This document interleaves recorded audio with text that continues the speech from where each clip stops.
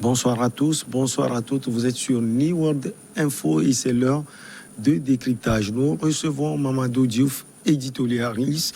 Avec lui, nous allons parler du Mali et des échéances électorales. On va se poser cette question. Est-ce qu'elles peuvent être tenues? Mamadou Diouf, bonjour. Bonjour Michel. Vous allez bien? Très bien. L'organisation d'élections libres et transparentes, la bonne gouvernance, la lutte contre la pauvreté, la corruption et le retour de la paix. Voici les objectifs que fixe le plan d'action défendu par le Premier ministre Choguel Maïga. Mamadou, la question, les échéances électorales peuvent-elles être tenues?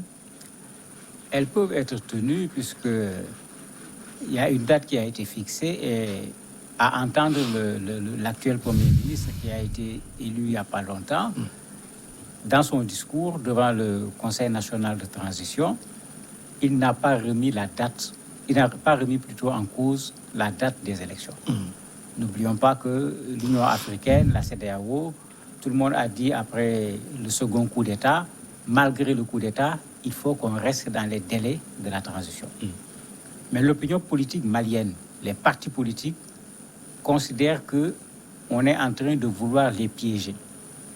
Parce que pour eux, tout ce que contient ce programme gouvernemental ne peut pas se réaliser d'ici la date des élections. Et pour eux, c'est un piège qui va consister à commencer un processus tout en sachant qu'il ne pourra pas arriver à la fin. Et bien là, quand on arrivera à la fin, on a dit, mais vous avez vu, on a fait ci, on a fait ça, mais on n'a pas terminé. Il faut qu'on puisse avoir le temps de terminer. C'est pourquoi beaucoup de partis politiques, parmi les plus importants au niveau du Mali, y compris le parti de l'ancien président Ibeka, se sont mis ensemble pour dire niet. Pour eux, ce programme est trop ambitieux et c'est un jeu pour pouvoir dépasser la date qui est prévue pour la transition, pour la fin de la transition. Ensuite, les gens disent que c'est le plan d'action de l'ancien Premier ministre Mortar Ouane. Ben, c'est tout à fait normal. On est dans une transition. C'est qu'en fait, on n'est pas devant quelqu'un qui est là, qui a été élu, qui a un programme, qui vient et qui réalise son programme. En principe, ce qui doit se faire, c'est ce qui avait été discuté à l'échelle nationale. C'est à l'échelle nationale qu'il avait été discuté qu'il faut mettre en place un conseil national de transition. C'est à l'échelle nationale qu'il avait été théorisé cette refondation qu'il faut faire, etc. Donc le Premier ministre qui vient ne doit pas pouvoir sortir de ce qui faisait le consensus pour qu'on puisse avoir une transition au Mali, parce que même la transition a été discutée, puisque quand les militaires ont pris le pouvoir, certains partis politiques ont été réticents à voir les militaires mener la transition. On s'en rappelle encore cette longue discussion qui a eu lieu, et finalement les militaires ont utilisé leur stratégie pour être devant d'une façon ou d'une autre. Mais il est normal que quand on regarde sa déclaration, qu'elle ressemble à 80% à la déclaration du Premier ministre sorti, parce qu'il n'est pas sortant. Et c'est la même transition qui continue, c'est les mêmes objectifs qui restent. C'est plutôt la charte de la transition qui est l'élément qui détermine ce qui doit être fait pendant cette période. Quand on voit les milliards qui seront débloqués pour aller au bout de ce plan d'action, on peut dire que c'est exorbitant. Mais c'est tout à fait normal que ce soit exorbitant, parce que rien que l'organisation d'une élection coûte excessivement cher à nos États. Généralement, c'est des centaines de millions, voire même des milliards, en fonction de vous renouveler les urnes, ou bien vous avez d'autres urnes que vous utilisez, etc. Ça coûte excessivement cher. Sans compter le côté logistique, humain, tout cela, ça revient excessivement cher. Maintenant, dans le contexte malien, ça va coûter encore beaucoup plus cher, parce que avant l'élection, il y a un certain nombre de questions que l'on veut résoudre. Il y a la question de cet organe qui va organiser l'élection, puisque c'est un des arguments de l'opposition qui dit, mais on va vers les élections, on dit la date est fixée, alors qu'on ne nous a même pas dit quel est l'organe qui va organiser les élections. Il y a des assises qui doivent avoir lieu, parce qu'il y a encore une autre discussion à faire sur certaines questions, y compris les questions électorales. Il n'a pas dit à quelle date cette discussion va avoir lieu. Il confirme la date des élections. C'est pourquoi pour eux, c'est un jeu. On va se rendre compte en cours de route qu'il n'est pas possible de faire tout cela durant cette période. Ça devient alors un alibi, une justification pour demander qu'on prolonge la transition. Et c'est pourquoi l'opposition malienne est vent debout contre une quelconque prolongation de la transition. Il y en a même qui disent que la transition ne peut pas résoudre le problème. Le premier président qui va être élu après la transition, il doit continuer ce travail de réconciliation des Maliens parce que la transition ne pourra pas régler ce problème. Donc, vous voyez qu'il y a des gens qui ont une longueur de vue plus avancée en se rendant compte que ceux-là sont là comme des techniciens pour faire quitter le Mali d'un niveau à un autre niveau, mais ça n'aura pas résolu les problèmes qui se posent actuellement au Mali. Mais, Mamadou, quand on voit la durée qui reste pour la transition, vous pensez qu'il est urgent d'avoir un plan d'action strictement lié à l'organisation des élections? Oui, mais c'est ce que l'opposition réclame. L'opposition dit, on nous a dit, les élections auront lieu à telle date. L'opposition demande non pas une date à laquelle les élections vont avoir lieu, mais un calendrier avec les étapes pour qu'on voit que chaque chose se fera au bon moment avant qu'on arrive au scrutin lui-même. Parce qu'ici, c'est la date du scrutin. Mais il y a cette question de l'organe qui organise les élections, qui fait l'objet de discussion, question sur laquelle, pour le moment, les politiques maliens ne s'entendent pas. Il va falloir discuter autour de cette question pour trouver cet organe. L'ancien Premier ministre a laissé ici la discussion. Le Premier ministre actuel en a parlé dans son discours sans donner les précisions qui étaient attendues par rapport à cet organe et surtout sans dire la date à laquelle l'organe va être mis sur pied, les assises qui doivent permettre de discuter pour trouver un consensus sur cet organe. Mais tous ces éléments ne sont pas là. C'est pourquoi un a dit tout simplement qu'il a assuré, mais il n'a pas rassuré. C'est-à-dire qu'il nous assure qu'il y aura les élections, mais il ne nous rassure pas qu'il y aura des élections. Vous voyez un peu ce jeu de mots pour montrer qu'effectivement, on dit les élections vont avoir lieu, mais quand on regarde, on ne sent pas que les conditions sont réunies pour que les élections se tiennent à la date prévue. Mais quand on voit les points énumérés dans le plan d'action, ils sont intrinsèquement liés, la bonne gouvernance. On ne peut pas laisser ce côté se focaliser sur les élections. Il y a un analyste malien qui a dit tout simplement il faut qu'on fasse attention. On parlait de refondation. Et aujourd'hui, au lieu de parler de refondation, on a dévié le débat politique malien sur la prolongation ou non de la transition. Et il a raison. Parce que la question de la prolongation ou non de la transition, c'est une question nouvelle. La vraie question qui était là, c'était comment faire pour qu'à l'issue de la transition, que les Maliens se retrouvent avec le Mali qu'ils veulent. Le Mali pour lequel ils ont manifesté.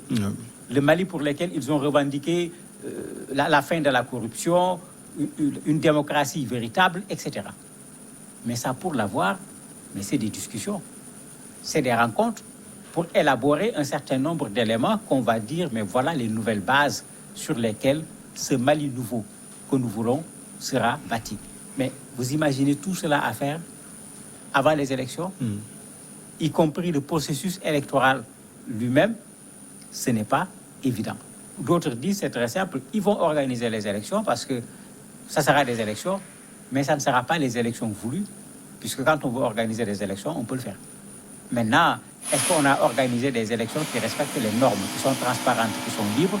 Certains pensent qu'on est déjà en train de passer à côté. C'est pourquoi quelques rares parmi les analystes et parmi les politiques maliens disent qu'il faut accepter. Parce que si on accepte qu'on organise des élections à cette date, ça sera des élections bâclées. Il faut accepter qu'on décale pour organiser des élections en bonne et due forme, mais il faut le reconnaître, c'est très peu de Maliens qui défendent cette position. Il parle également de la lutte contre la pauvreté. Quand on voit le temps, ce dossier est un peu plus difficile. Ça, c'est du cinéma. On lutte contre la pauvreté depuis des années. On n'a pas encore vaincu la pauvreté et je me demande quand est-ce qu'on va vaincre la pauvreté. Lutter contre la pauvreté, c'est un slogan. Vous en avez aux États-Unis, vous en avez en France. C'est qu'il faut que les politiques arrêtent aussi de nous lancer ces slogans où on a l'impression qu'on résout un problème alors qu'il est là. Mais le Mali aujourd'hui va difficilement lutter contre la pauvreté parce que la première priorité du Mali, malheureusement, aujourd'hui, ce n'est pas la pauvreté, mais c'est la sécurité. Et cette sécurité est en train d'accentuer la pauvreté, puisque, en l'absence de sécurité, le commerce, l'élevage, tout un ensemble d'activités sont bloquées à cause de cette absence de sécurité. Mais est-ce que le Mali aura le temps de résoudre la question de la sécurité pendant cette période pour ensuite résoudre la question de la pauvreté? Je ne le crois pas. Mais c'est un politique qui parle, il faut qu'il, comme d'habitude, pose des slogans pour mettre quelque chose devant les gens.